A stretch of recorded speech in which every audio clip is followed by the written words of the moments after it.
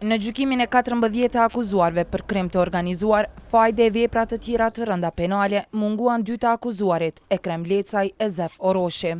Mbrojtësi Ekrem Lecajt, avokati Azem Loshi tha trupit gjykues se i akuzuari Lecaj e ka prindin në gjendje të rënd shëndetësore. Ndërsa i akuzuari Zef Oroshi sipas fletkthesës së policisë ka shkuar për shërim jashtë vendit. Avokati Hazër Susuri për shkak të këtyre mungesave propozoi që Oroshit e Lecajt t'u veçohet procedura. Konsideroj se janë plotësuar kushtet ligjore për veçimin e dëndës ndaj 2 të akuzuarve të cilët mungojnë sot nga shqyrtimi kryesor, nga se kjo lëndë është duke u zhalitur dhe nëse sot nuk veçohet kjo lëndë, atëre ne, përkatësisht gjykata, nuk po vepron në drejtim të ekonomicitetit dhe parimit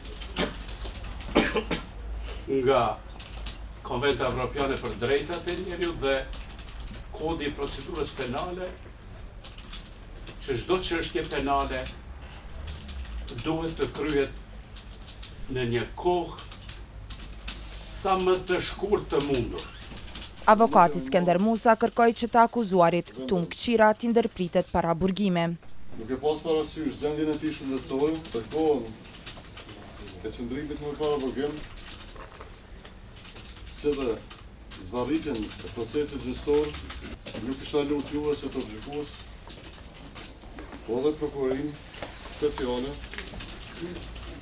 që ta shqyrtoni seriozisht çështjen e zëvendësimit të masës së paraburgimit në ndonjë masë më të lehtë apo me masën e arrestit shtëpiak.